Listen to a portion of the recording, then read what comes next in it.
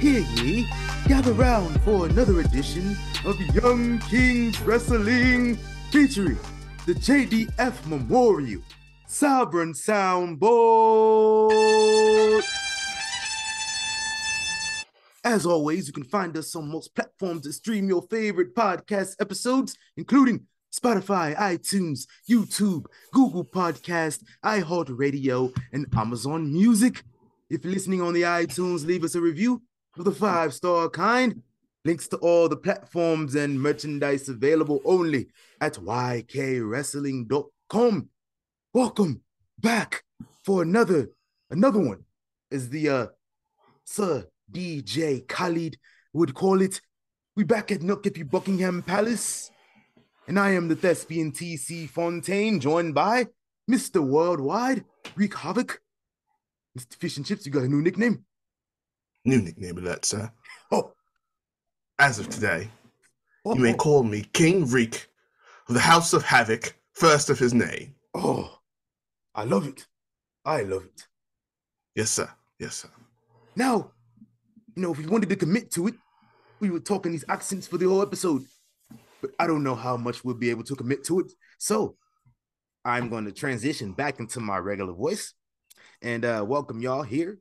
Mr. Worldwide, Mr. King Reek of, what is it again? I'm sorry, I forgot it. House of Havoc. King Reek of House of Havoc. Love it. That's fire.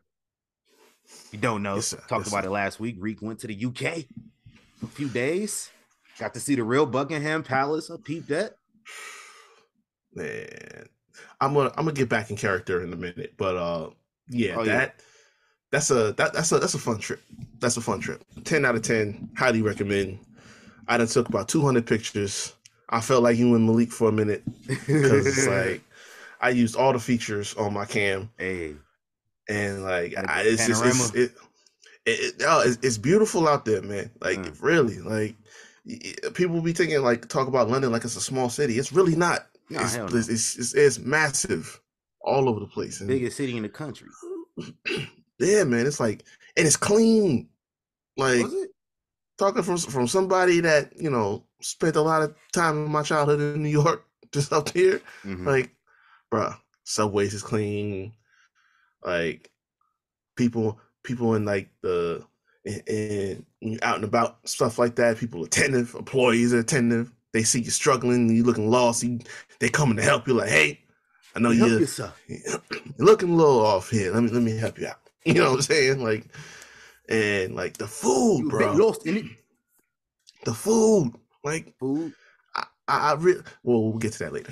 But like, but it's like I realized how bad shit they give us out here is, because it's like, it don't got none of that extra shit that was all processed and stuff like that. Everything is lean and healthy and fresh. You know what I'm saying? Soda don't taste all heavy. You know what I'm saying? It's that corn syrup, fam. Yeah, man, it's wild, bro. It's really crazy. Like everything got more bang for your buck. But man, that is a place, man. It for sure is, and so I love that you're so complimentary, because you had to get them compliments out the way just because you already know. The air, this gas or what?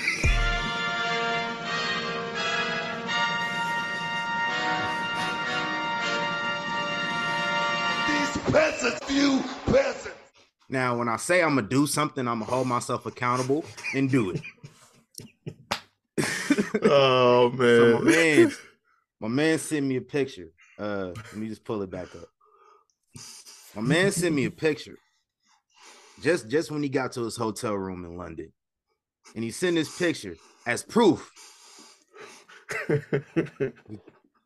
These niggas be eating beans for breakfast. Bring that ass here, boy.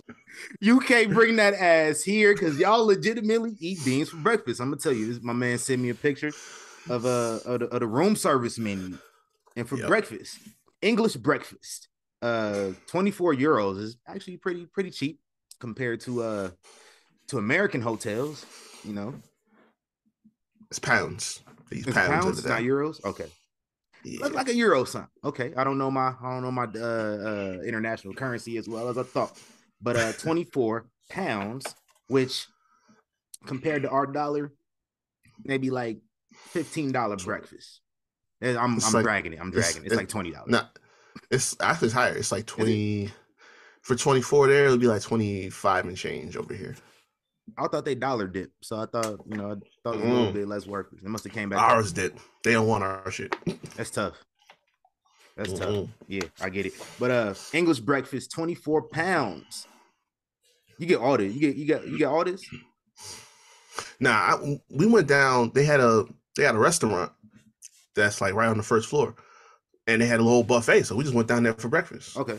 But everything that's on there was in that buffet. The English breakfast come with bacon, sausage, tomato, mushroom toast, scrambled eggs, plus one choice from the continental selection, which that was, I can't see the whole picture, but regardless, this English breakfast came with baked beans. So they really be eating beans for breakfast. That's crazy. And I witnessed somebody with it on their plate. They be putting it on their toast too. They be spreading it on the toast and they eat it like it's jelly. I got no words for it. No words for it at all. Now, I eat baked beans with my barbecue. There's two totally different meals right there. Yeah. Because unless you're a deviant, I don't know anybody that's eating barbecue for breakfast. I don't know. So y'all be eating real suspect. Niggas eating beans. But yeah, a little minor peasant of the week. They do that. They do that indeed. They do that out there. Bloody beans. Oh yes. Bloody beans. I was about to get in a full like William Regal promo, so I'm gonna just stop. I was like this. I was about to do it. Like the symbiote in my body was about to take over. It's warranted. It's warranted, so I'll support it 110%. Bloody William Regal. All games. All that stuff. So yeah, shout out to the UK. I'm gonna have to go myself. I always hear is pretty great. And this is from a kid who was always obsessed with Parisian culture coming up. And then I come to find out that Paris is dirty as fuck. So like now I'm very like, damn, I don't know if I want to go to Paris. Like you walk in puddles or you think it's water, it's piss, all that type stuff. So rats running around all over the place. Like a European New York City kind of. It's crazy. Yeah, it wasn't none of that over there. The only thing I saw out there was pigeons, which it's in the hood. You see pigeons all the time. Right, so that ain't nothing. I did not see a single vermin anywhere in the street, in building. No roaches, nothing. Nothing whatsoever. You see roaches all the time out here in Vegas. No. The roaches out here fly. Goddamn. That's we evolved out here. Oh boy. Yeah, flying roaches. Yeah, I'm not with it. I might have to move somewhere. Man, I seen a scorpion one time. Scared the shit out of me when I first moved here. I didn't know what to do. I seen a coyote at UNLV. I seen a coyote. Dead ass. Oh hell no. Yeah, I'm dead serious. It was late at night, so it was probably prowling, just like chilling. Yeah. I played Grand Theft Auto. Them coyotes on there is vicious, so I can't imagine how they are in real life. Right. I don't want to find out the hard way. But yeah, shout out to London though. I'm gonna have to go one day, one of these days, next year possibly. Shit, if I had bread like that, money in the bank, I would have been there. But I'm just saying, if it's within the budget, I highly recommend it. Now they have another big pay-per-view over there, a big four, something like O2, that. Money in the Bank.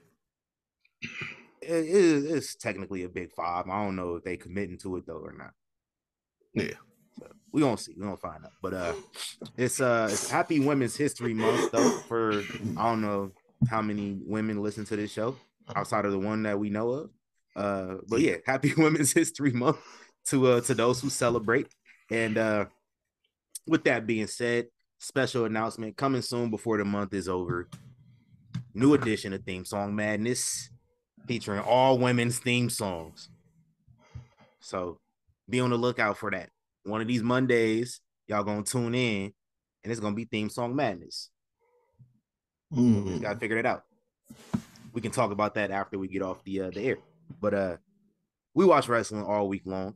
And you watch any wrestling this past week? Because I did not. No, not at all. I was very much occupied throughout the week. Yeah. And I did manage to catch up on the weekly viewing, Monday Night Raw.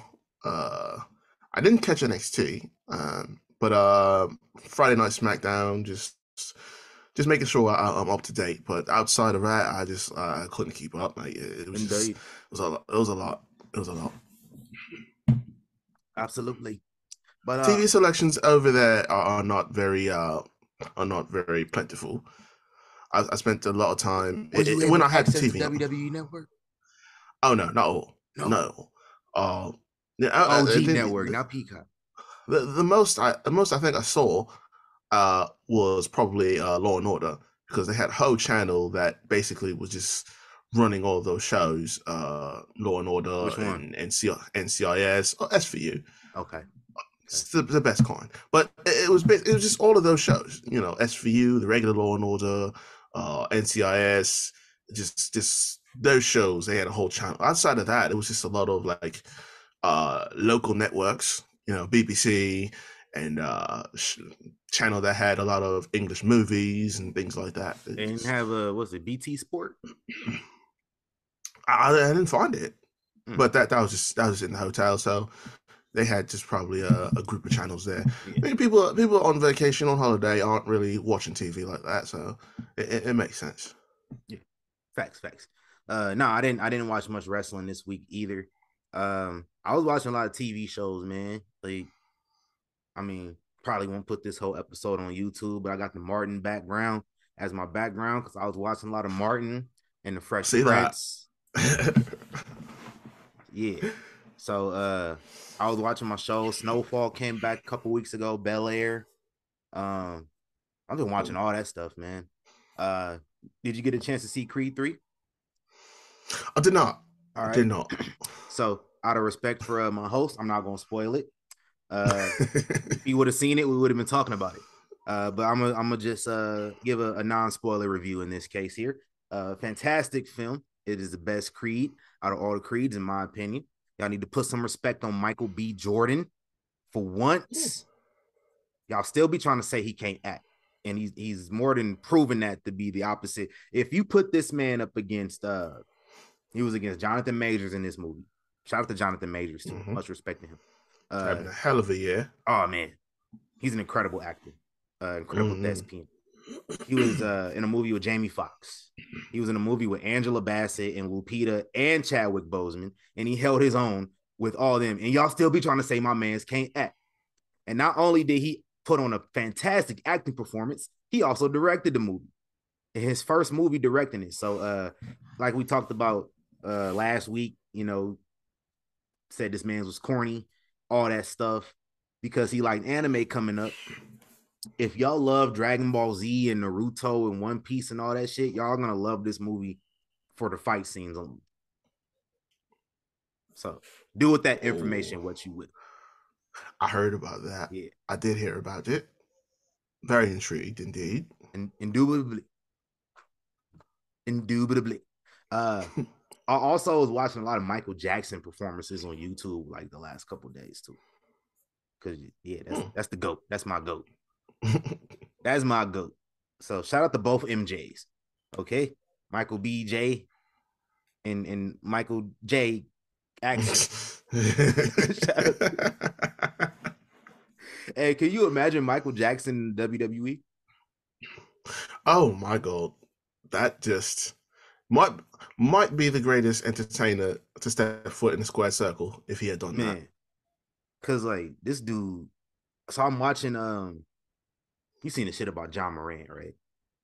Oh my, So I'm not about to terrible. get into that, but No. I seen this tweet, and it's this clip of Michael Jackson performing Earth Song, and it's like this soldier who's like invading the village or whatever. He come out there, he pointing his rifle, and Michael Jackson just like put the rifle down. And somebody like did that to John Morant, like put the gun down. So I was just like, yo, Michael Jackson hilarious. I'm about to go watch this performance. And this dude, when the soldier came through with the tank, while like they came through and like invaded while he dancing, he doing this whole performance and shit. And the soldier tank come through, and this nigga Mike step in front of the tank with his arms out, like stopping the tank. And the soldier hop out, pointing the gun, Mike make him put the gun down and make him see the error of his ways. And I'm like, man, I feel like Michael Jackson could have done that in real life. Because everybody loved Michael Jackson. So ain't nobody about to be like, oh shit, that's Mike. Let me put this gun down for real. That shit would really happen. Oh, I mean, nobody wanted to be that person that to say, "Oh, I shot Michael Jackson." I mean, you'd have to kill yourself. Yeah. Within the hour. Mm-hmm. So I was like, damn, this dude is a showman. And then I had to watch the Super Bowl performance, of course. And this man came out there and stood for like 2 minutes. Didn't move a muscle. Just sat there, looked out into the crowd. Didn't twitch. And people continued to cheer consistently, got louder as time went on. He did not move a single bloody muscle. He just stood there in one position, his head turned, and just breathing. Just literally standing there just breathing. And people were losing their fucking minds. That's what The Rock used to do. Right. So I think it might have been his inspiration. Yeah. That's what made me think about, like, dang, what if this dude was in the WWE? Or like, what if he just made an appearance at WrestleMania or something, and he would have biggest pop you would have ever seen or heard, rather, in wrestling. Well, a lot of money. Yeah, a lot of what Shinsuke Nakamura's gimmick is throughout, like every promotion. Yeah, every promotion that he's been in, he channels a lot of Michael Jackson and Prince from his showman perspective. Yeah. So that presence that he delivers has always been something derived from them. So I mean, I would imagine if either of them had stepped into, even as a guest appearance, it just would have been something special, something really just mind-blowing for the fans, for everyone involved. Thanks. And shout out to Santana Jackson. So maybe one day we get a Michael Jackson performance at WrestleMania. One of these days. Also, I watched UFC 285. I didn't watch the whole show. Oh, yes. I saw Grasso win. And I watched the main event. That's it. That's all it was to watch. Yeah. The main event wasn't nothing at all. 2 minutes. I am always going to bet against the crackhead Jones. No matter what, he is like the male Ronda Rousey to me. I'm going to always bet against him. And unlike Ronda, I'm not going to miss the bet. You bet against John Jones? Yes, I do. Every time. You're a madman, sir. You're a madman. I might as well. Shit, get some money. That was easy money to bet for him. It was minus 185. That's not good odds. This guy, I didn't for one second think that Sirigan was going to beat him. I didn't think it was going to be that easy, but I was not going to bet against John. Not against this fight. If there was a fight that I thought there would may be some doubt, and it's coming up in national fight week. Yeah, Stipe. That's the last real challenge I see for him at this division now. But by then he will have, by then he will have settled in to, his new body and everything like that. He'll have time to adjust, because this was kind of a warm up for him, and he took no damage.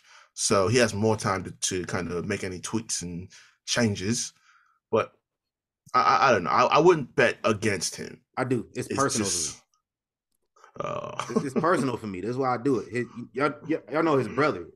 He had two brothers that played in the NFL. One of them Yes, still of plays in course. the NFL. One of his brothers won a championship with my New England Patriots, and big fan Chandler Jones. I feel like Chandler Jones cost us a three-peat, and so because of that, I'm gonna take it out on his brother. Because his brother, if y'all don't know, John Jones, a lot of coke, a lot of bumps. The wrong kinds of bumps. Yeah, he takes the wrong kinds of bumps. His brother, on the other hand, might be on that shit too, because this dude. So I had the inside scoop before anybody knew exactly what happened, because I know a dude who's a Patriots fan, and he ended up hitting me up like that morning that Chandler Jones ended up going into the hospital. It was our bye week for the playoffs, so we wasn't playing, but he didn't really play the next week, and like we could have used the pressure on the quarterback, Peyton Manning. Could have used some pressure on him. Was it Peyton Manning or who was Peyton Manning's backup that year? Brock Osweiler? Yeah. I think Peyton might have been playing though. So we could have used the pressure. That it was the year Peyton retired. Yeah. So yeah. Peyton was he no strapped doubt in my his mind little we would have beat strapped Carolina. He strapped his bad foot up and got himself out there to make sure he could play. John Jones' brother, Chandler Jones, got admitted to the hospital for a bad reaction to K2, which is fake news. Oh, yes, that's right.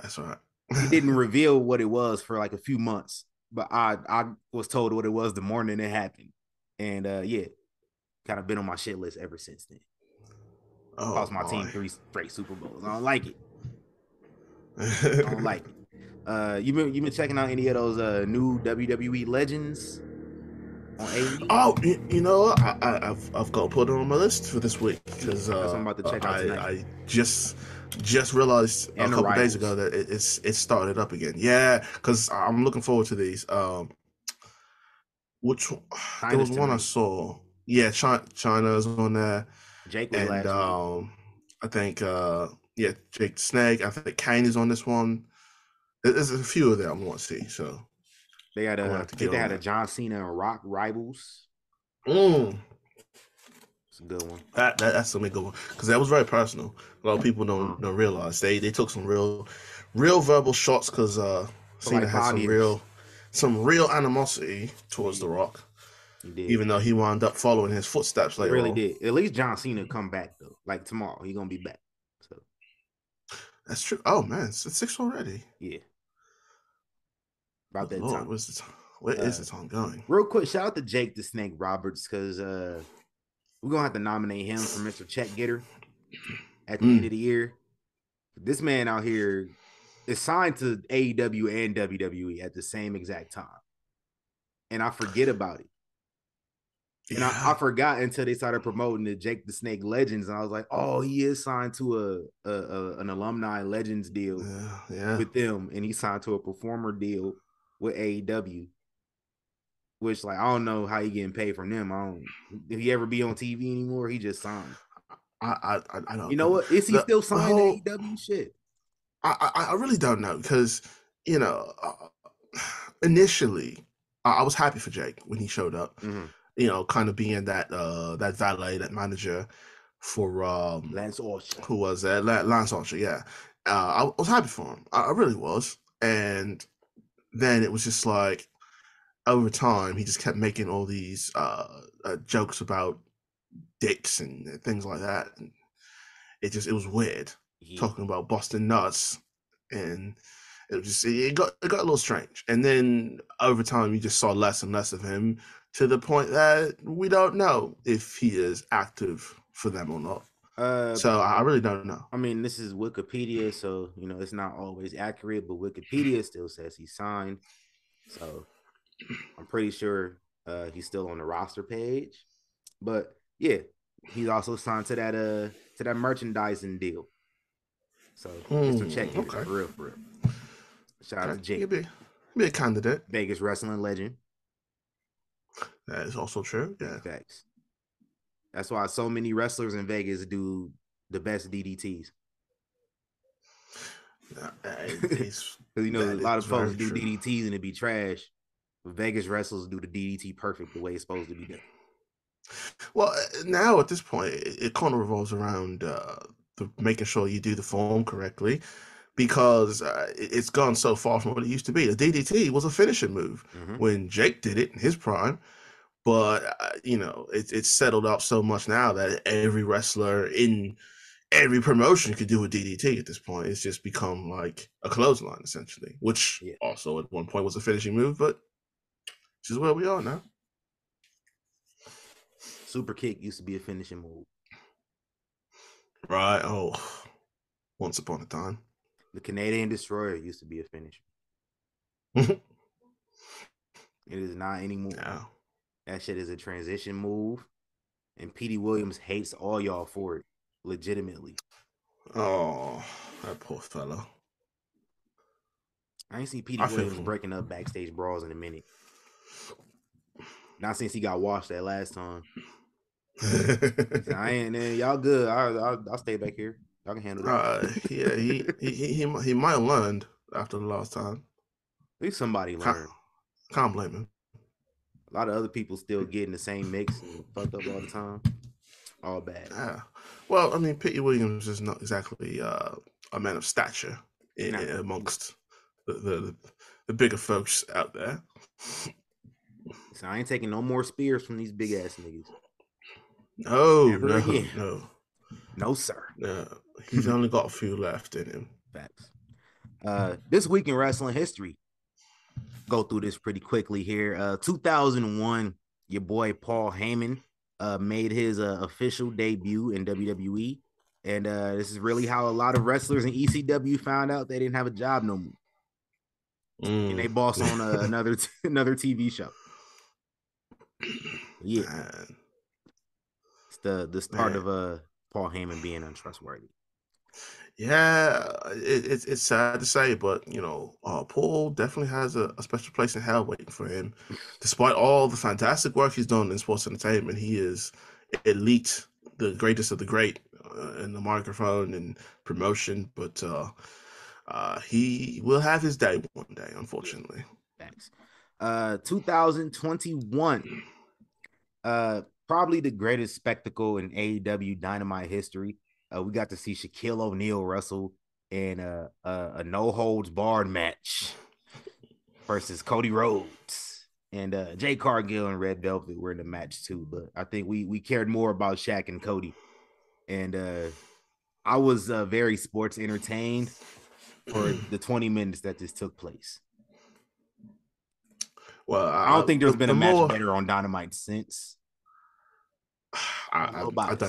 I haven't spent enough time watching it to confirm or deny. But the more important factor coming out of that was the emergence of Jay Cargill as a performer, and still to this day been probably the best promoted talent on the roster. I don't think she has a match on the card tonight. No, she does not. That's disrespectful. It's disrespectful. I don't like it. She also, talked about she be picking out them fly Instagram outfits for television and only getting 1 minute to do a promo backstage. So we only see like 1 minute. Can you say fumble the bag? Yeah. Fumble the bag. Mr. Khan. Imagine she just spent like 6 months of just being dedicated at the Performance Center, how great she could be. But people say we don't need. People say we don't need a Performance Center. We don't need a Performance Center. This is our Performance Center. Everybody gets hurt. When we get to rumors, I have something along those lines. Not the Performance Center per se, but I'm gonna get to it. Okay. Don't worry. No worries. What else happened this week in wrestling history? 2017. This week, for the first time ever, this man wins the Universal Championship. Goldberg! Mind you, I said for the first time, which means there was a second time. We don't need to go back to that dark time. Should be a third time too. In history. Give me a third time. Give me what I want. No, thank you. No, thank you. I'll pass on that. You know what I want. Give me what I want, Hunter. Look. Triple H has been doing well. We don't need to put a bad stain on his reputation for his first year as head booker. So let's steer clear of that. This man is going to give Johnny Gargano a Universal Championship opportunity at some point in the next 3 months. That is a stain in its own right there. Because you know it's happening. Well, you know we getting a Cody and Johnny Gargano match. You know he's a pet project for the man. He's very near and dear to his heart. So I mean, I can't necessarily blame him for doing that. Corey Graves said what I've been saying about Johnny Gargano for years, that he got a haircut like a fourth grader. He do. I've never felt so. You know that meme, the worst person you know makes a great point? That's how I felt. That's how I felt.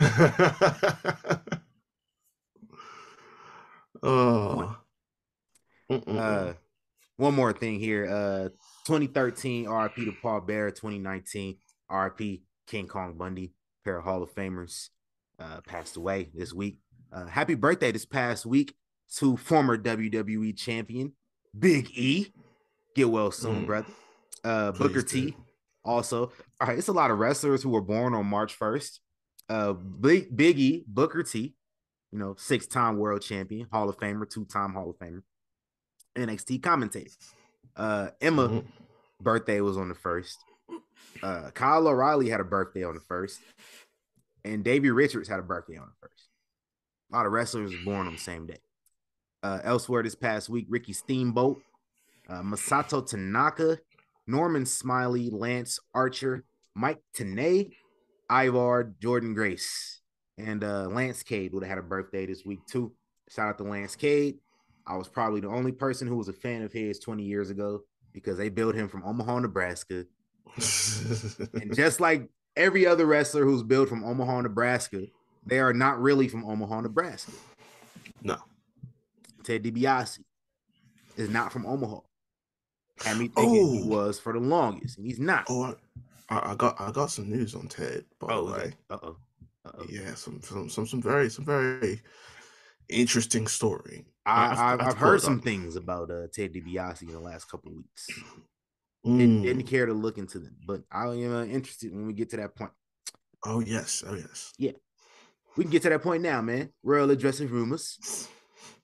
And I think I'm going to transition back into talking into my Stuart Gilligan and Griffin voice. All right. Yes, sir. So, let me see if I can pull this up here. So, it's Brett DiBiase. Okay.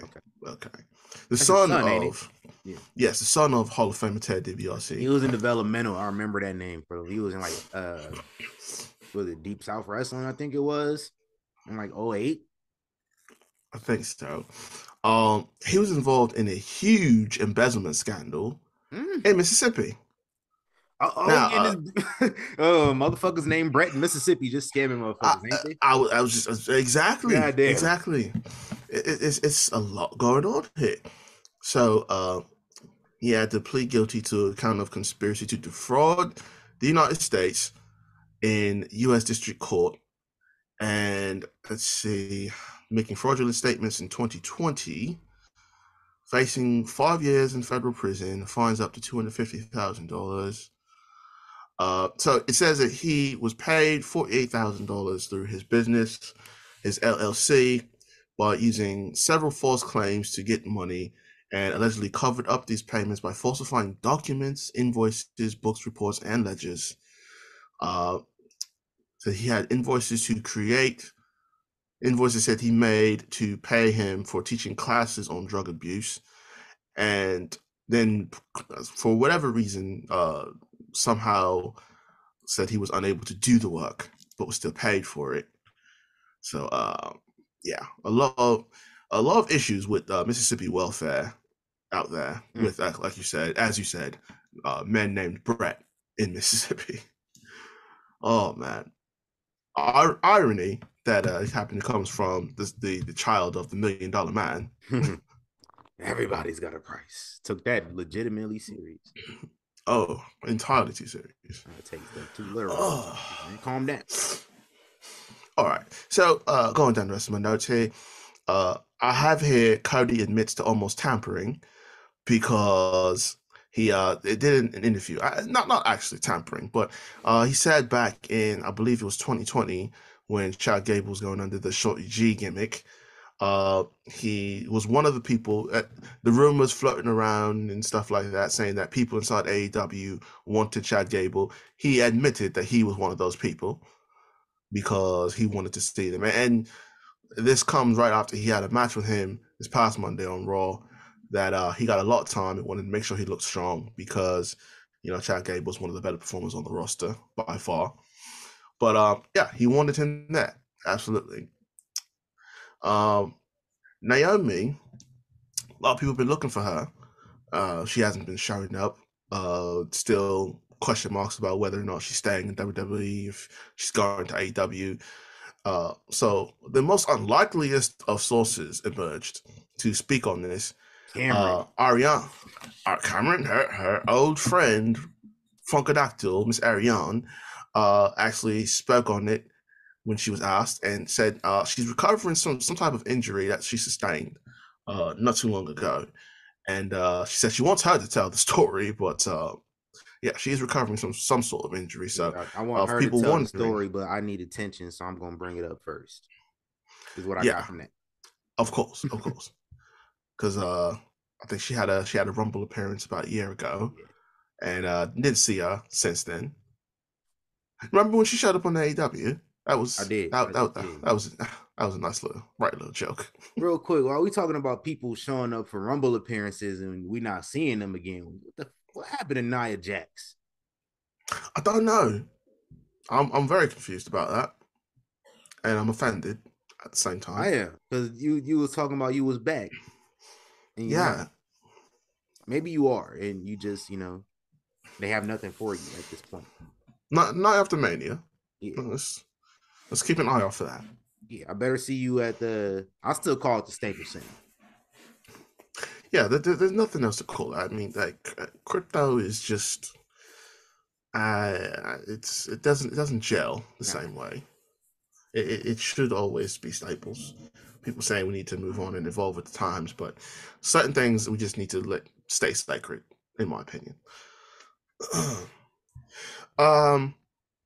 Apparently, and I will make sure I emphasize this is a rumor, but there are people, those same people that believe that Vince is back, in the creative room. They believe that Vince was the.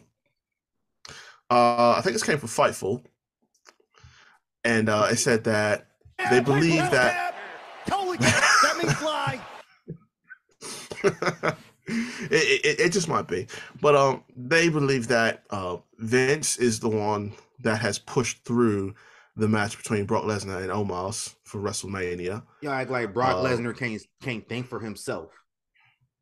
That's more so than Brock. Well, I could see that. I don't know who else would want to see this match though. I'm not that really interested in it. Who don't want to see Brock Lesnar picking up another 400-pound dude that's 7'3" on his shoulders? We talked, like I said last week, this match got to be 2 minutes long. It shouldn't be no longer than 5. If it is, then what the fuck y'all doing? And if it is longer than that, that means, we doing the whole spectacle and all that shit, which I get it. You can drag it out a little bit. But it's Brock Lesnar picking up another big dude, throwing him around. Everybody gonna love it. Look at the YouTube views. That's why they do it. The YouTube views say different. Y'all say people don't want to see it. Well, for me, for one of the reasons for me, it's Brock Lesnar having this reputation for better than the alternative option that Brock Lesnar had too, which Brock Lesnar apparently nixed and said, "No, fuck that." Well, Bray Wyatt, way better than that. Well, Brock Lesnar had this Bobby reputation. Lashley got to suffer. that Brock Lesnar had this reputation for being the Black Man Slayer, and this is the biggest of the Black Man. So I just yeah, I'd rather not see that. You know, Omos has enough of a tough sled in the head anyway because of, you know, his limited ability in ring.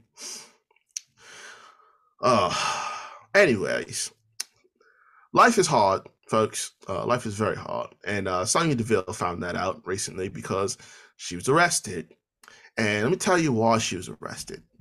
About 2 years ago now, there was one of you deranged fans who talked about wanting to kidnap her. The man actually broke into her home where she was staying with Mandy Rose at the time and startled her.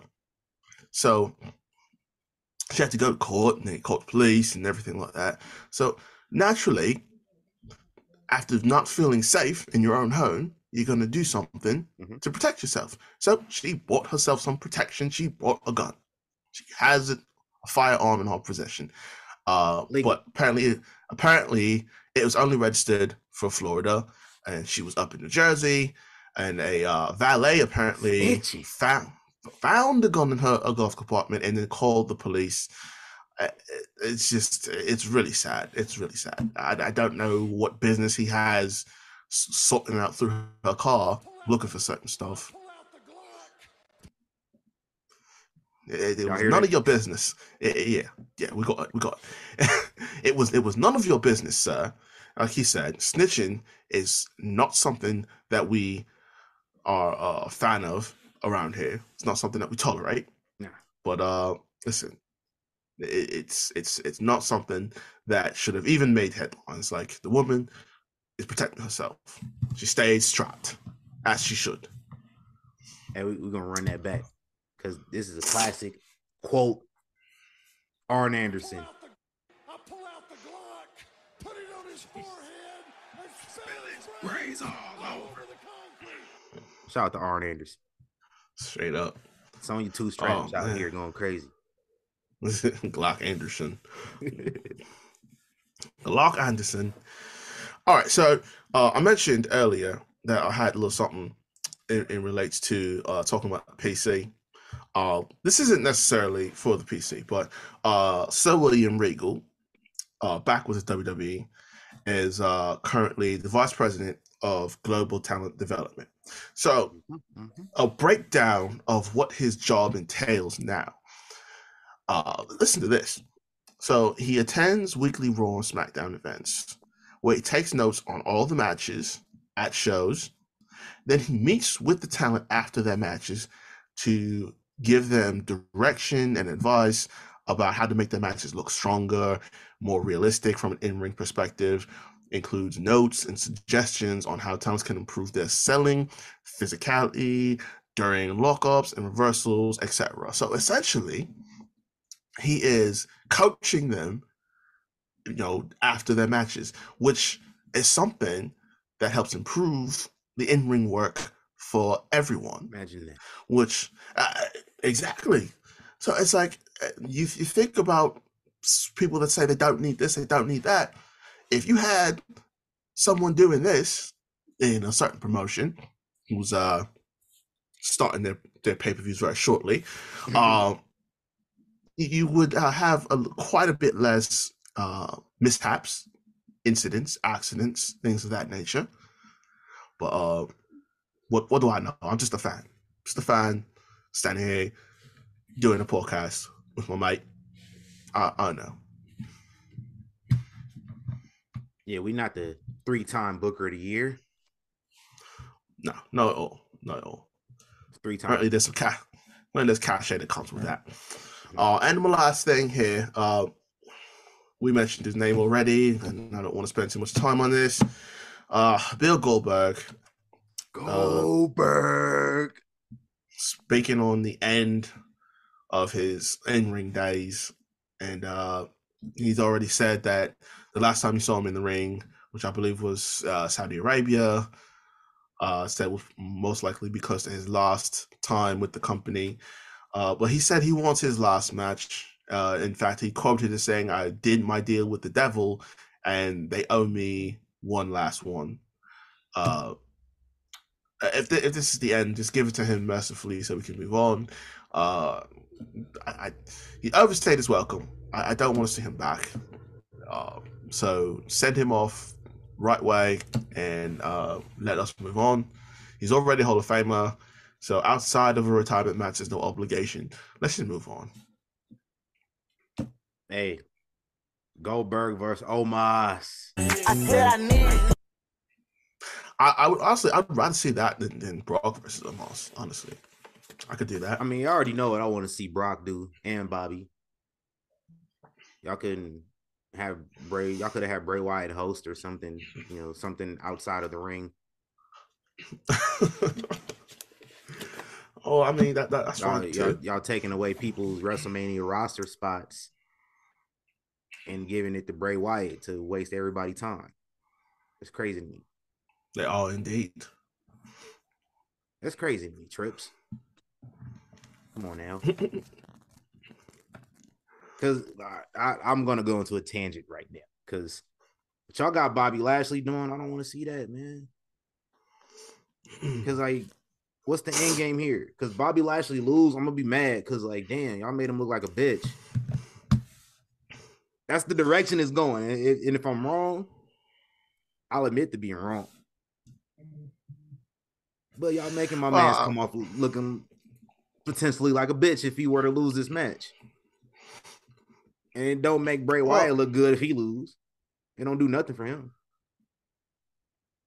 Well, all right, I'm gonna get a character. I held as long as I could. So I talked about this yesterday when I did the show with Matt and everybody on Getting Off. We talked about Megan and stuff like that. Hey, Megan was ass. It definitely was. I ain't seen the Peacock version. I spent $8 at the movies for that shit though. It was trash. Oh, I never would have spent money. That's why I waited till the Peacock version came out. But no, like we was like afterwards, we was talking about just like wrestling stuff like that. But I talked about this match. I'm like, I'm not keen on it because it's like either which way you look at it, who goes over and why. Because yeah, Bobby could go over, but it's like if you're expecting something different to come out of Bray this go around, you built him up for a big WrestleMania match. I don't think I'm not sure if Bray has even won at WrestleMania before, if I'm remembering. Oh well, yeah, Pandemic Mania, but that's it.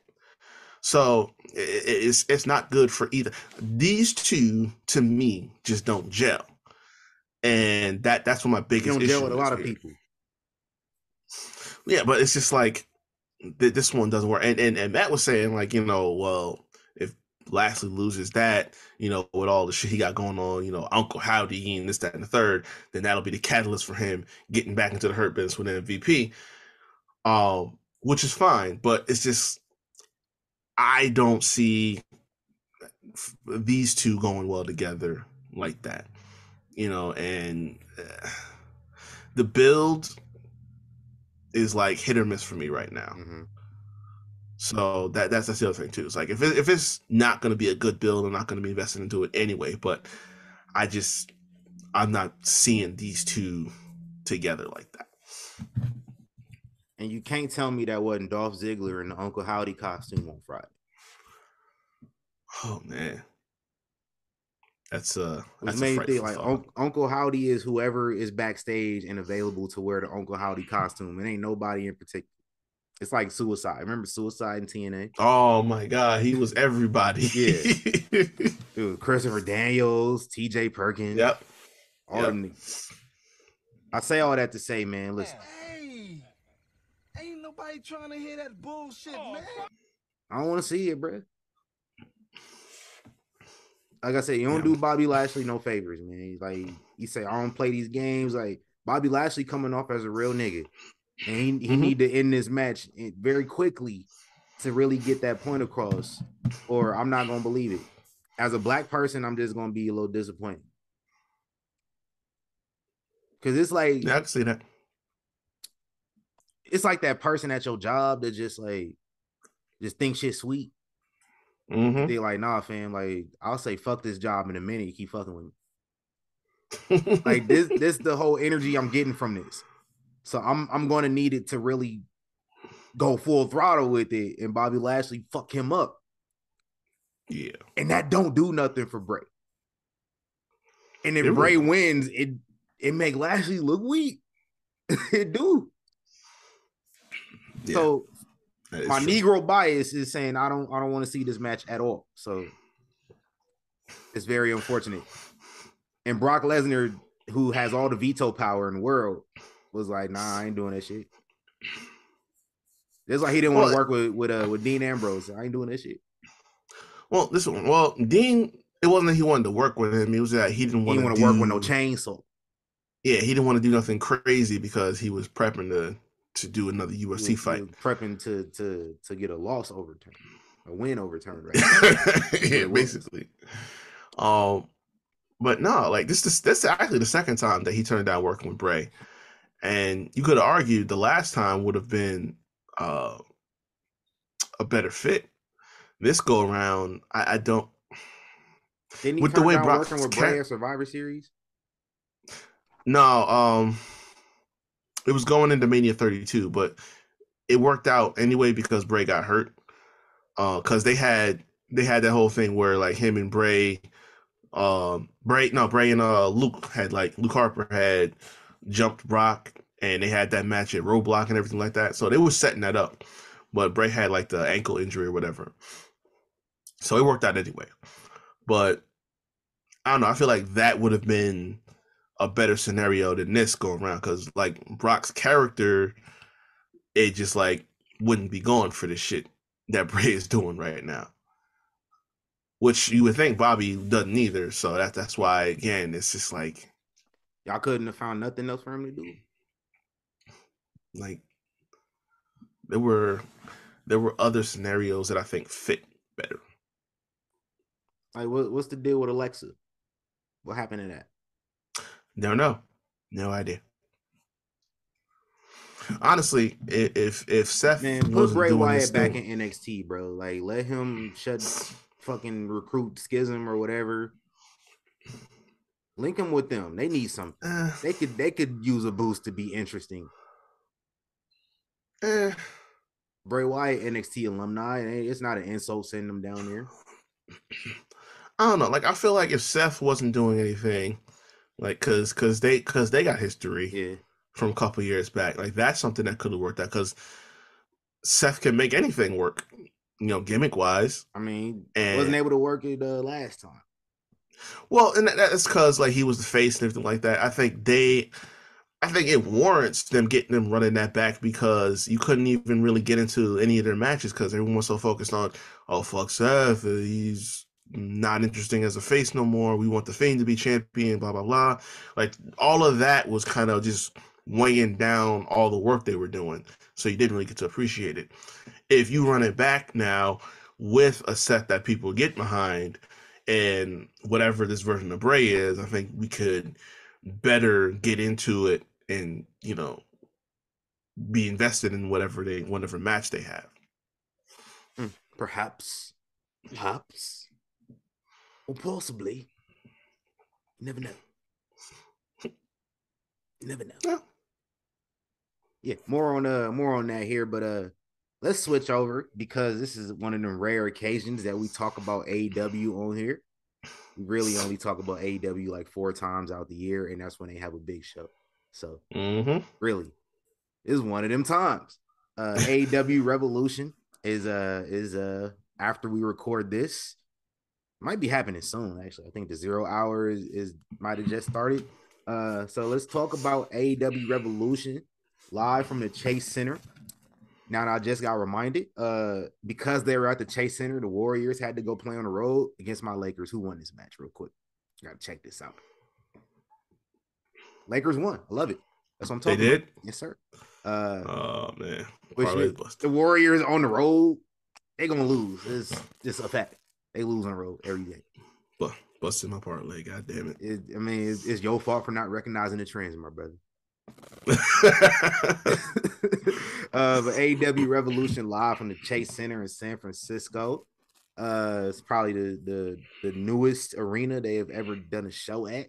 This arena just opened like a year ago. Yep. Um, Mm-hmm. 8 matches on the card. Let's run through these real quick, man. First match I got here in a final burial match, which, from my assumption, because we've been talking about Jungle Boy's dead father, R.I.P. Matthew Yeah. Perry, Mm-hmm. talking about his dead father, and my assumption of it is like a buried alive match, but apparently it's just a no holds barred match. I don't know. We'll find out whenever the match starts, I guess. Christian Cage versus Jungle Boy, Jack Perry. Who you got? Shouldn't be no reason for Christian to win this match. I thought the whole I mean, point of that's this my feud thought. was, But yeah, the whole point of this feud, in my opinion, I thought was to elevate Jungle Boy. So this should be what if this is the final burial, then I think this kind of spells it out. It should be Jungle Boy going over.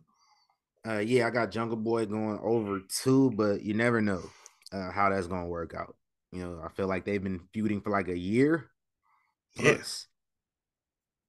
way too long. Yeah, this should have wrapped this up now. Maybe I think Christian might have been hurt. Jungle Boy might have been hurt. One of them. Yes, they had it. One of them had like a neck injury. I think it was Jungle Boy. Yeah. So yeah, this should be good. One of those possible star making performances, but we got to see how it turns out. So I'm one of the few matches I'm interested in. Next match, Chris Jericho versus Ricky Starks. Mm-hmm.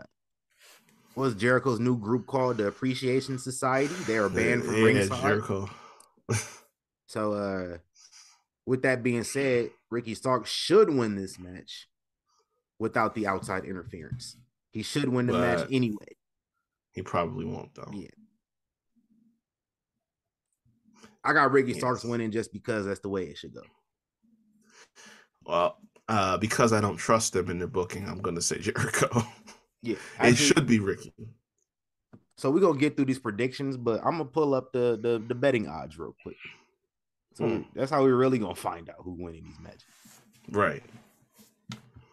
So next match for the Trios Championship, the Elites put the titles on the line versus the House of Black. And y'all know I don't fuck with the Elite, so give me the House of Black. Yeah. I feel like House of Black hasn't been getting their due since they started doing this shit. So if this is that moment, if this is that moment, then just let it be and don't screw it up, which they have a tendency to do over there. So yeah. Especially when it comes to the Elite. Yeah, I've never cared for the Elite. That's been pretty well documented here. Mm-hmm. But I thought like the House of Black was a pretty solid gimmick, and for what's his name now, Malachi Black. I think this was a nice expansion of his creative idea, and it's been up and down. So let's kind of get them back on track here.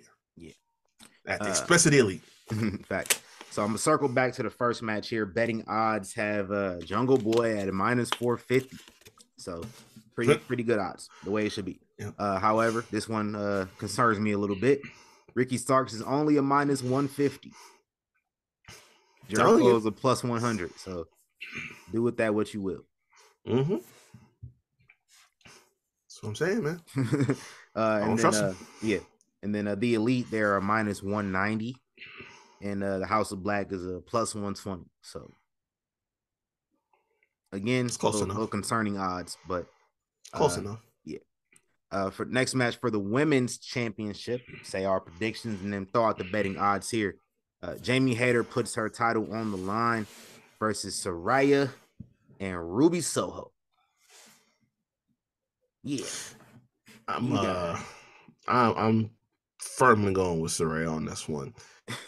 Just because it's like this has been like penciled in since she got cleared and showed up, debuted, and then it's like they're giving it away because the Bellas are backstage and everyone's coming to see them. They brought the kids, like they're celebrating already. So this is, for me, it's just a foregone conclusion.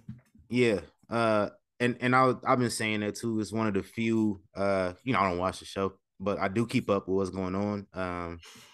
Involuntarily, I might add, but I still keep up. I still keep up regardless. I don't seek it out. I just happen to see it all the time. So I know what's going on. So from what I've been seeing, yes, Saraya probably gonna win this. However, the betting odds have Jamie Hayter at minus 275 as a favorite. So and Saraya's only a plus 200. Okay. So we don't have to see. Swerve? Yeah, possibly. All I know is Ruby Soho's probably gonna take the pin here. Oh yeah, for sure. It's unfortunate. Next match, a Texas death match, Jon Moxley versus Hangman Page. And I got Moxley winning just because he win every damn match. He's like the final boss. But Hangman Page is a minus 400 on the betting odds. So I got one for you. Who gives a fuck? Yeah, because I'm just gonna go out and say it. People get mad when they say Jon Moxley does the same matches over and over again. This is further proof. Match. This is further proof. Like he literally does the same shit over and over again, and y'all sit up there and get hyped for it and get mad when people aren't with it. Like, no, I'm not. I don't care about it. It's like you could go to GCW if you're gonna do this all the time. Like, I don't care. I really don't. Like, I would think Hangman Page has some better shit to do, like trying to get back to your title. So, like, right. He lost that motherfucker and didn't care after that. Really? Like, after you were like the linchpin for like the face that was going to be like the guy in the promotion when it started. And you took this whole story of being a drunk and being dumped by Kenny Omega as a partner and all this other shit to get all the way back around to winning the title. And now you up here wrestling Moxley in his wheelhouse. Like, I don't care. I don't care. I hope they both lose. He is favored to win, so he probably will. Yeah. And please move on swiftly. Yeah. Hey, who do you think Jon Moxley's favorite comic book character is? Blade? Probably. Something to do with blood. That makes sense. Cause he be blading? That was the joke. All the time. That was the punchline. Well, I said to because something related to blood, so I can see it. Next match for the TNT Championship. Feel like I've seen this a couple times before, but Samoa Joe versus Wardlow. I know they had like the triple threat at the last pay-per-view. How many times we gonna do this though? Yeah. Because I know Samoa Joe and Wardlow had a couple already. Yeah. I know they had the triple threat at the last pay-per-view full year. I think Powerhouse Hobbs was in there too.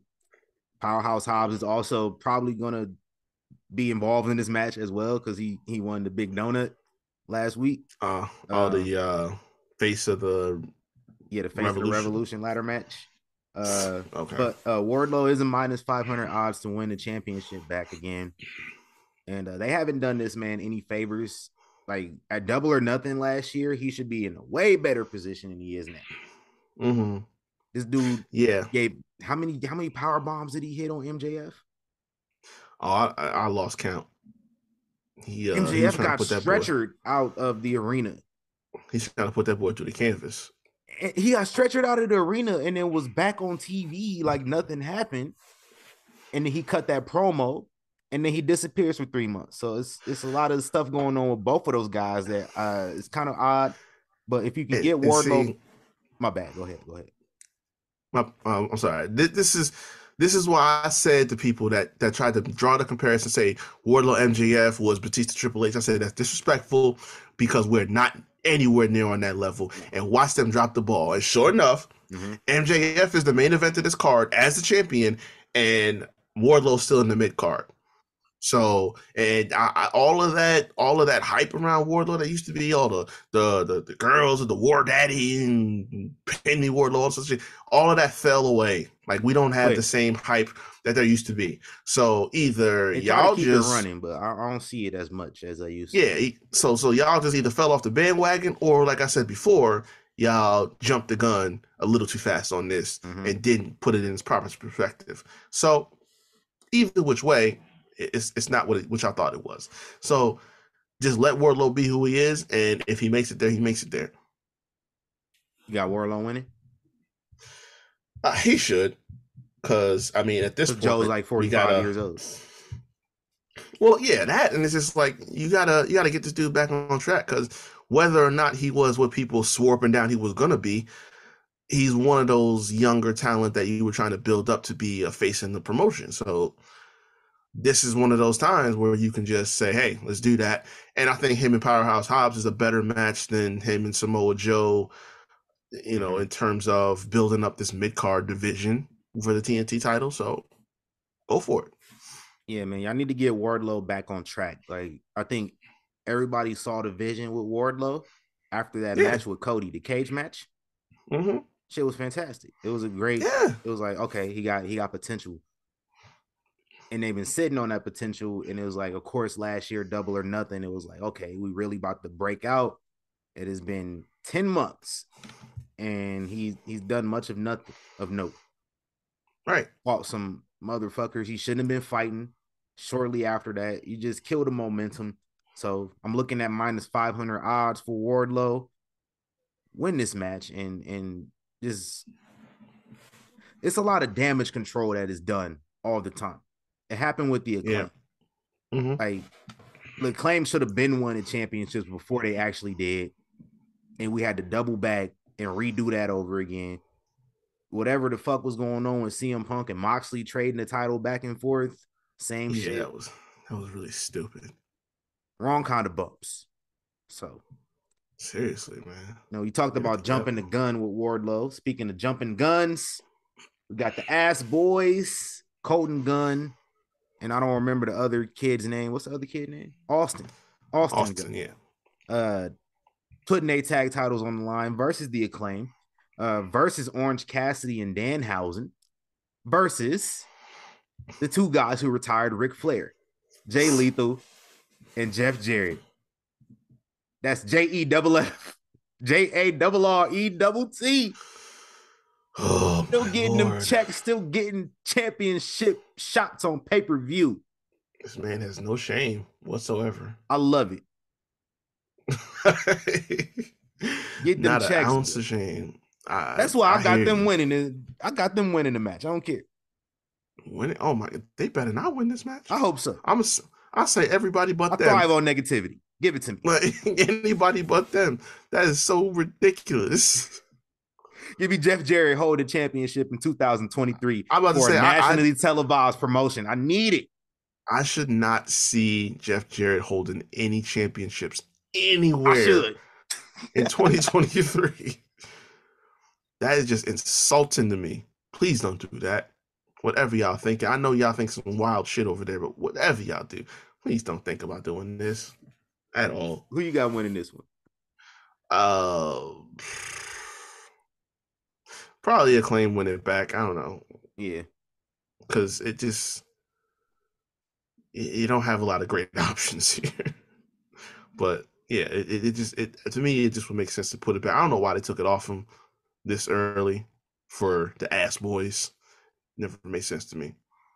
Yeah, I can see a couple scenarios playing out. One, you know, Issa Rae, I'm rooting for everybody black, which means the only options I have to win are Jeff Jarrett and Jay Lethal or the Acclaim. So that's true. What I would accept. However, the way I can see it going, and it's the way I've seen it going this entire time. I don't know. That dude freaks me the hell out. I bet. Man's gonna keep letting it play. Where was that? The way I can see this going, I can see, and I've been seeing this vision for a while now. Billy Gunn turning on the Acclaim and helping his sons. I feel like it's bound to happen at some point. So I can see them retaining. What are the betting odds? That is true. That is true. The betting odds have the Ass Boys at minus 120 as a favorite. Jeff Jarrett and Jay Lethal are plus 400. So you want to bet on them, you can make some decent bread off of that. Listen, I bet not see it happen.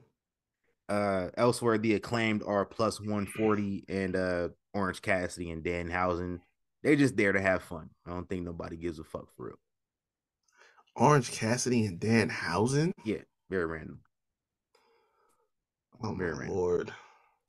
And in the main event, what the hell, for the AEW World Championship, 60-minute Iron Man match.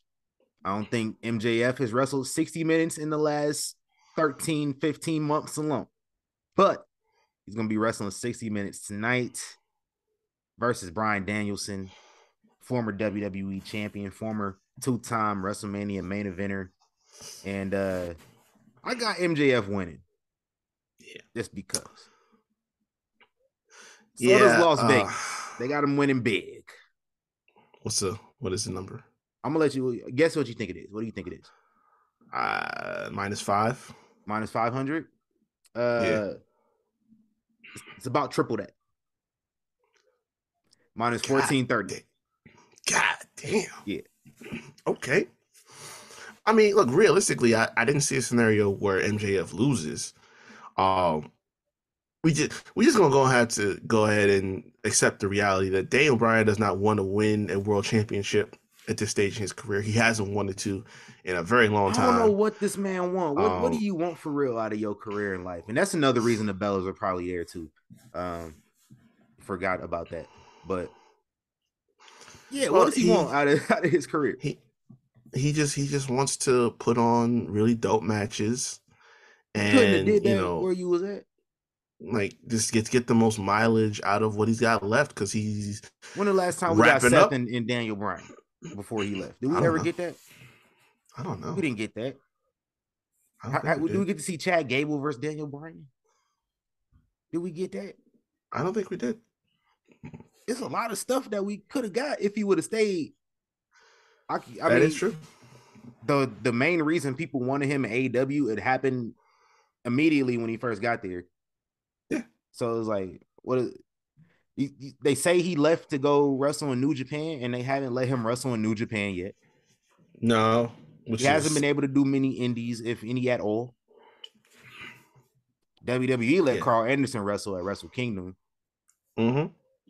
Like, if he would have waited another 9 months, he would have been Gucci.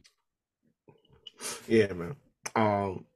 Yeah, he just wants to just go put on a good show, I guess, at this point. Like he be turning down the opportunities to hold the belt. So it's like, and especially for a guy in MJF who, this has been the pet project for I don't know how many years. Since the beginning. So yeah. So I literally witnessed this man get kicked out of the pool party in Las Vegas. I saw him get thrown out of Caesar's Palace. It happened.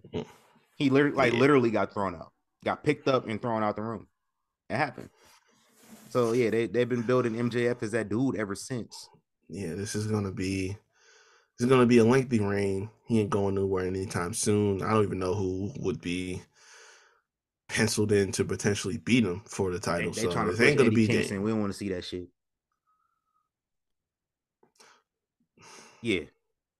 They've been trying to push Eddie Kingston on it. Don't get me pissed off saying no Eddie Kingston.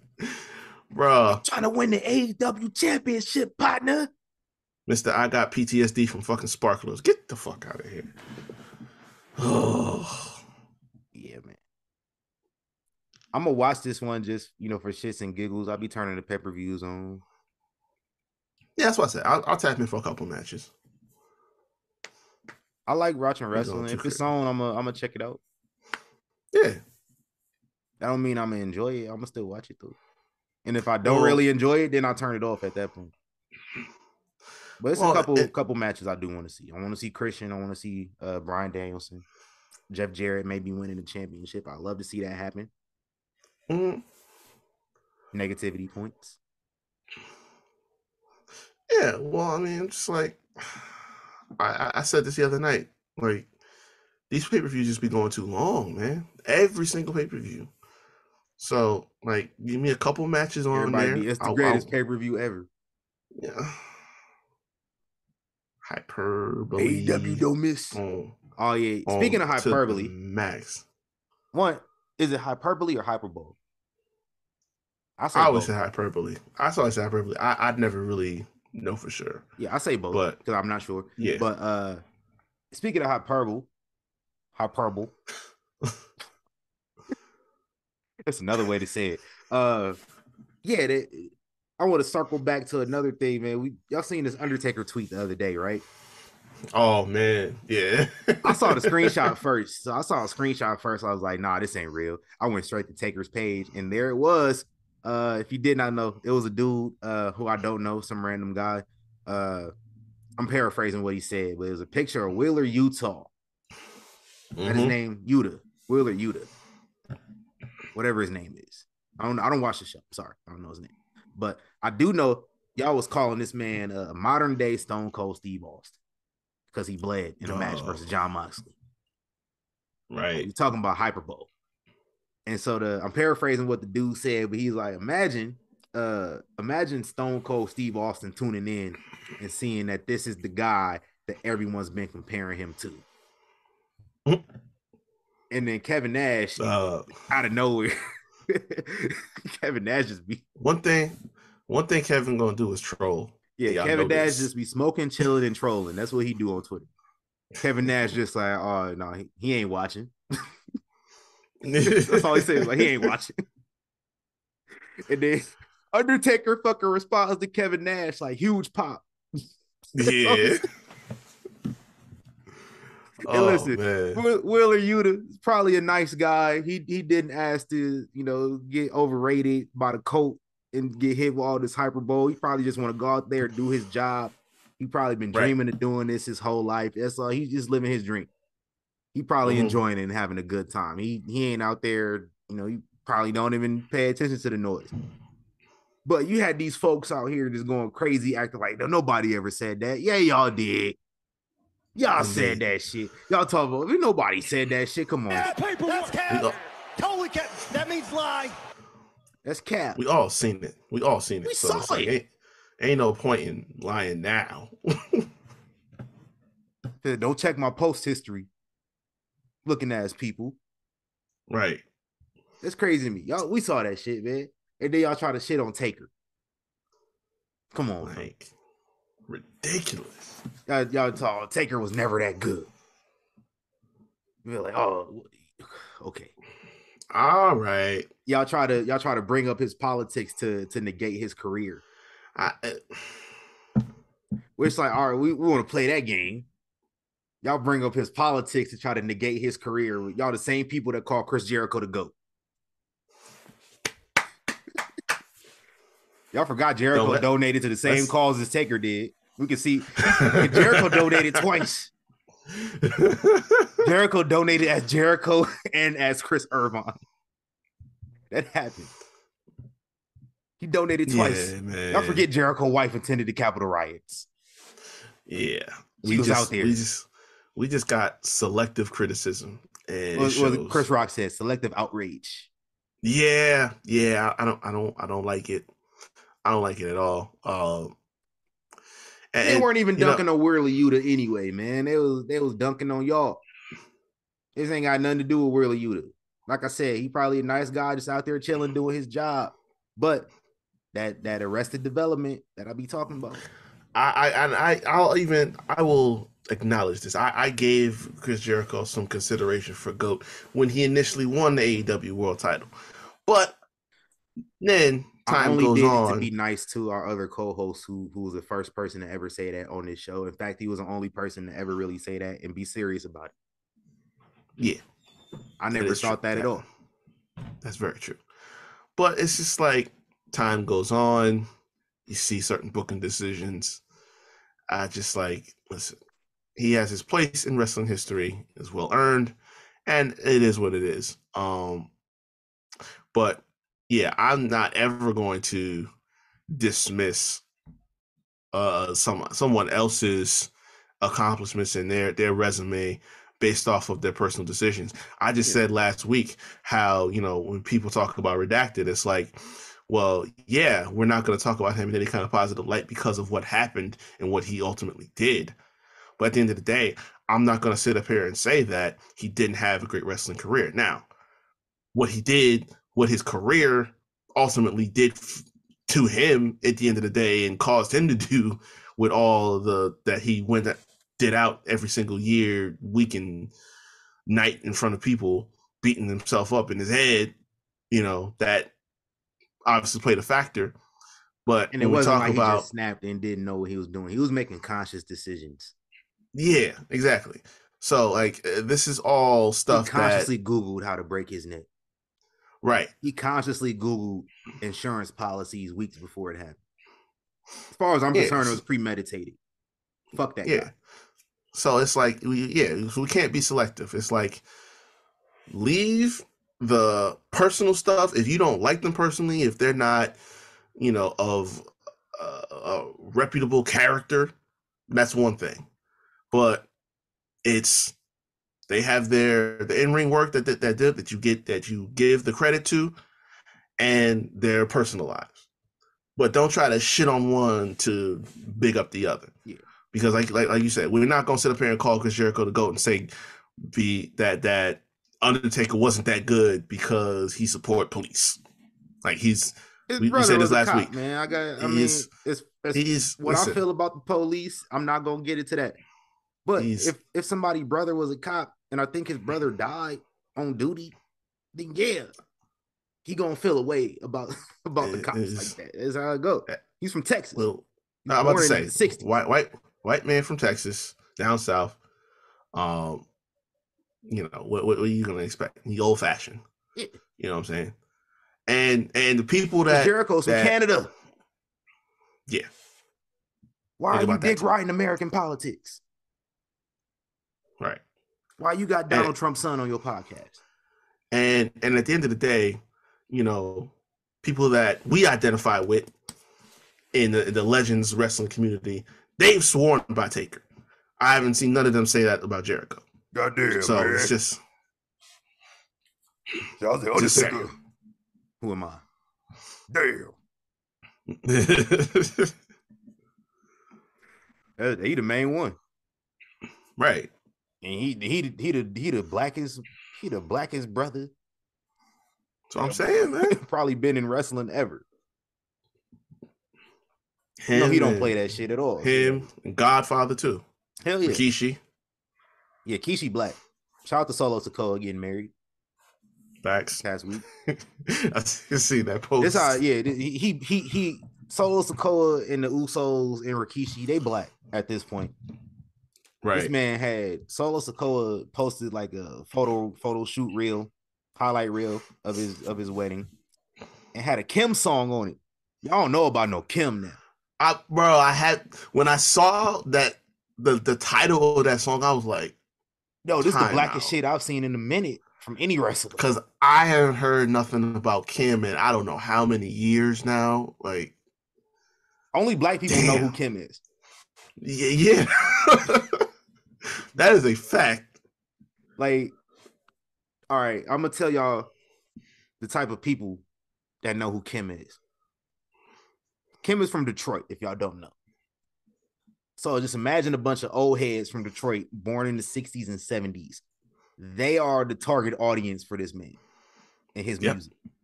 I'm talking about fur coats, Cartier sunglasses, fedoras with the feather out of it type stuff. Yeah. Them the people you see riding around listening to Kim. Girl. All that. Oh, man. Putting it on. Some good music. Some good vibes. What I'm saying? Just some old niggas. Yeah. Some old niggas. They full niggas at this point, as far as I'm concerned. Y'all, this shit. Rikishi put them on to the R&B too. Rikishi he did. Had that put a little ass on it. Yeah. Put a little ass on it. Oh man. Shit, I forgot Rikishi was in that joint like Teddy Pendergrass. Shout out to Rikishi, man. Facts. You know what, Rikishi? I don't know if we've done this or not, but yeah, in your whole bloodline too, just by default. All 120,000 of them. Yeah, man.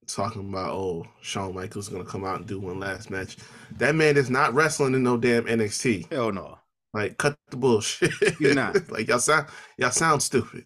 Okay. Granted, one of my predictions a couple years ago, I definitely thought, before before all the stuff with Triple H happened, I thought he was, would have one match in NXT versus somebody. But then they revamped NXT and he went into the hospital, and then COVID happened before that. So it never materialized. At this point, yeah, there's nobody unless Carmelo Hayes. That's the only person I can see Shawn Michaels facing in NXT is Melo. Yeah, but that's the parallels are there, and even then, it's just like, nah, you don't need to do that. No, you don't. What Shawn Michaels is really going to do here is announce an opponent for Grayson Waller at Stand to Deliver, rumored to be Dragon Lee. Yeah, so I think it is.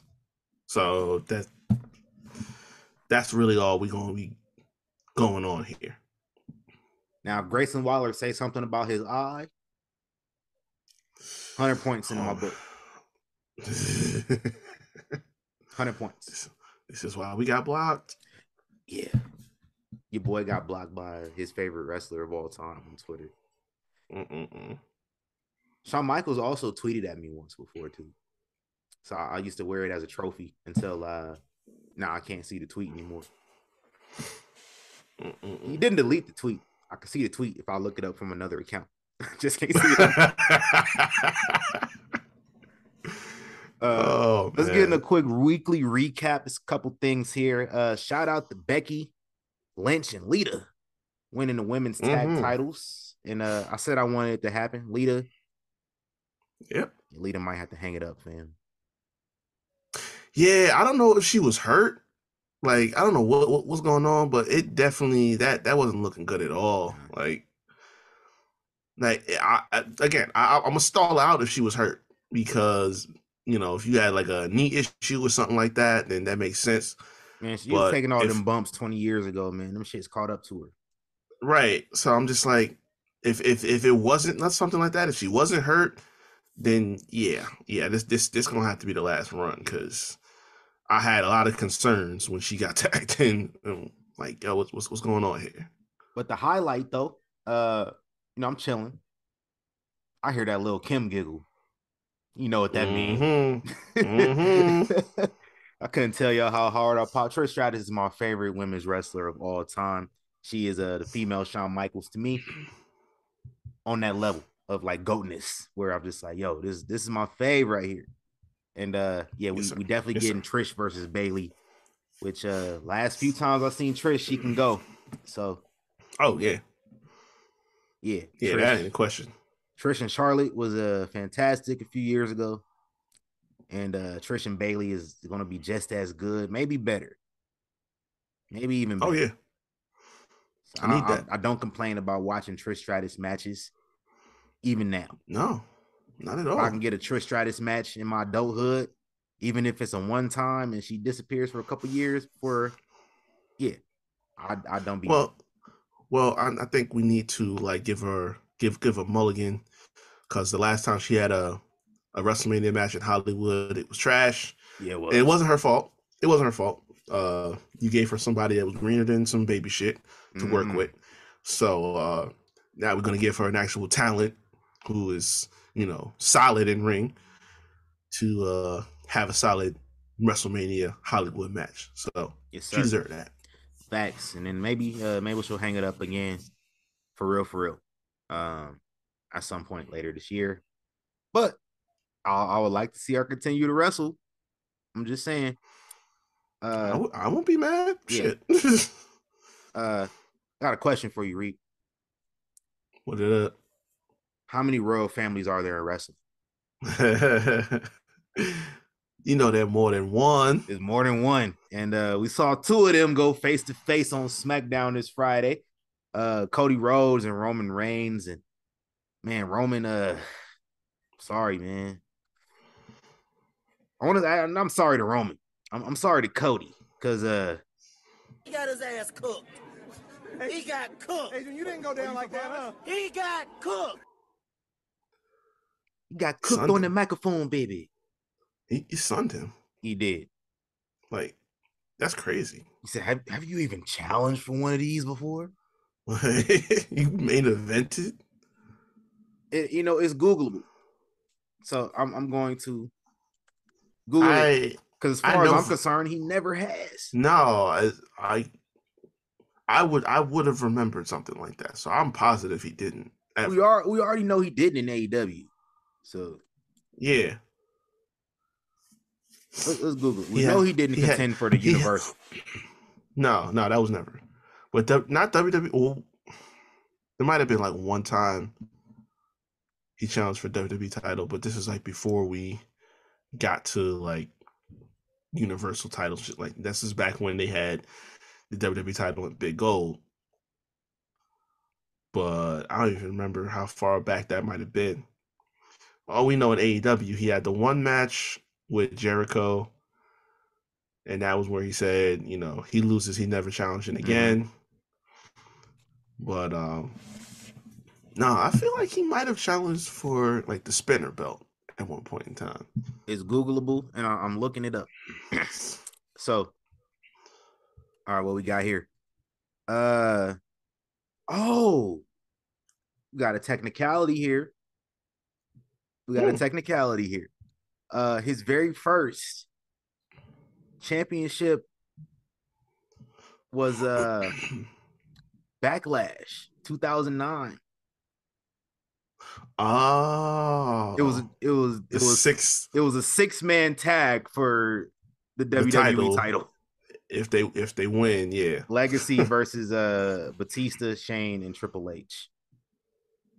So yeah, off of technicality, my man's Cody has at least one. Here's another one. Later that same summer in 2009, Cody got a title shot versus Randy Orton on Raw. It's a no contest, and that's what it was. I don't see a time on this, so I don't know how that went. But yeah, after that, he got a world title shot in the Chamber in 2012. The one that Santino was the last guy eliminated. Yeah, and then the Royal Rumble, Roman put the title on the line. Outside of that, yeah, never contended. So yeah, well, I guess Roman was speaking some facts, and cooked my guy. The last few weeks I've been thinking, like, what if Roman do win? I was about to say that too. Like I have a lot more doubt than I had before the Rumble. Yeah, honestly, I do, because I don't know. It almost feels anticlimactic. Like it doesn't quite feel. It's almost too obvious. Yeah, like we're sitting up here, like the crowd's behind him. Everything's cool. It's not like he's got any backlash. And mind you, what I didn't hear at any point in time during this promo segment? Any Sammy chance. So let's put that to bed for good. Please. But no, like it feels like it's setting us up for a swerve. Like with it being so close to Roman hitting 1,000 days as world champion. Yeah, that's one of the things I was considering, because like, dang, what if they want to get him to 1,000? Yeah. And it's like, okay, I don't think Cody losing kills any momentum. It doesn't. Especially if he barely survives Cody. Yeah. I honestly think that does more for Cody if he is beating Roman's ass and he just manages to snatch a victory from jaws of defeat out of Mania. Like that's gonna do so much more for Cody in the long run. So yeah, absolutely. If you think about that, I mean, remember John Cena lost to The Rock, and just like that type of stuff. You kind of, I don't think the crowd was being sympathetic to John Cena at that point, and they still, went through with it. The crowd is going to be sympathetic to Cody if he loses, especially after all that happened. Especially if the Usos lose, either earlier that night or the night before, then for sure. But here's the one thing that really got me thinking about it on Monday. It was like Cody Rhodes hasn't lost a match since last year when he returned. Obviously, didn't have much opportunity to do so after May. Yeah. In between January. But that whole time, Seth lost 3 straight times to the man. Right. All the other matches he was having on Raw in between that time, won every single one. Every match he's had since the Rumble, he's won every single one.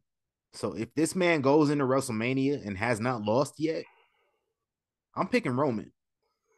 Yeah. I'm picking Roman. Yeah. I got to do it. Because I don't think because they're not having another pay-per-view before Mania. Yeah. So it's just straight into here. Yeah, the more this goes on, the more I'm just thinking, because it's like they playing his mental games, like Paul talking about his wife and Roman bringing up Dusty, talking about, whatever he didn't teach you, I will. He's just sunning this man, just revving him up. Like, okay, so you just playing the mind games with him so that he's gonna come out and beat their ass. Like, it might not go quite down like that. So I could see a scenario, like I said, where Roman just kind of survives, and it's just gonna do more, because I don't see him losing at any point in time. Like, there would be no reason for him to lose a match going into Mania. Yeah, nah. Y'all can nip that one in the bud, fam. Yeah. It's we're gonna have to see. That's all. But yeah, we've reached the conclusion of our show here. And WrestleMania is in how many days? I'm trying to do math in my head. 4 weeks from now. Exactly. Yep. It's 28 days. And less than 30. 28 days. Yeah. Want to be technical, it's 27. We gotta get the crew together and do like a watch along or something. One of these days. Like, everybody got Peacock. We get on Zoom, just share screen, watch it. You know what I'm saying? I know make y'all some content out of it. Y'all Peacock be, a little trailing behind, be a little slow. Some of y'all internet be slow. Y'all be delayed like 2 minutes. Y'all be on Twitter, stop spoiling it. What? Get y'all life together, fam. Hey, man, plug your socials, Reek. Y'all can find me at ReekHavoc24 on Instagram and on Twitter. Y'all can find Havoc Hour. My past content is up on there. On streaming platforms where you find Young Kings Wrestling, Google Podcast, Anchor, Spotify, and video versions on YouTube. Y'all already know that's on ice for right now, because I got another podcast on the way. It's going to be called At the Buzzer. I got some meetings to have about getting the ball rolling on that, so stay tuned for it. But all that content, like I said, is up for the Havoc Hour, and the Instagram page _ the Havoc Hour _ check that out too. Hey, you gonna be talking about some other basketball on there? It might be. I don't know yet. Gotta fill some content up. Yeah. It'd be a full-blown basketball podcast. It could that creative freedom. We gonna see. For sure, man. I am the thespian TC Fontaine. Follow me at tc.fontaine on Instagram. Follow me at foy.flix on Instagram. And follow Young Kings Wrestling everywhere at YK Wrestling for your wrestling content and whatever else we put up there. Y'all got any ideas to throw for the YouTube channel? Let us know. And subscribe to the YouTube channel. We need more followers. Don't y'all want us to get monetized? Yeah, man. We need more subscribers. It's like, it's been 3 years. Like, let's elevate the homies. Yeah. Like, give us some content ideas so we can get some more subscribers. The fact that we don't really put content up there and we only halfway away from getting monetized. Yeah. Come on. That's kind of, in other cases, it would seem pathetic, but just say we don't upload a lot of content. When we do upload content, we get some subscribers out of it. All right. Give me some ideas of something to work on. Help us help you. That won't get copywritten. Give me something that's not gonna get hit with the copyright. Like let's not do that. Please and thank you. Ain't nothing worse than wasting your time working on something and getting hit with a copyright strike. It's aggravating. It is. Instagram did it. Instagram shut us down completely. Somehow. Facts. YouTube, YouTube a little better about it, but it still want to take no chances with the YouTube channel. So I want to say YouTube is reasonable sometimes. They'd be like, "We're gonna hit you with this copyright. We ain't gonna give you a full." It's like you get a warning. See, I can accept a warning. They give you a lot of wrist slaps. Yeah, that's fine. I ain't mad about that. Instagram is some hoes. Taking niggas' page away with thousands of followers on it. It's tough. Like, we was about to get monetized on there too. They're in Black History Month. Like, I ain't gonna never forgive that. Never. All right, we've talked enough now. Until next week, we'll be back at y'all with another one. This has been your boys, Reek and TC. TC and Reek. Sir.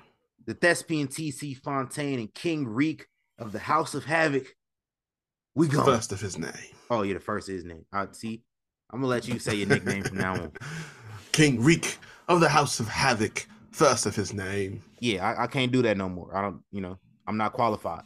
I don't think you have the facilities for that, big man. Can't do it no more. We out of here. Boom. Count.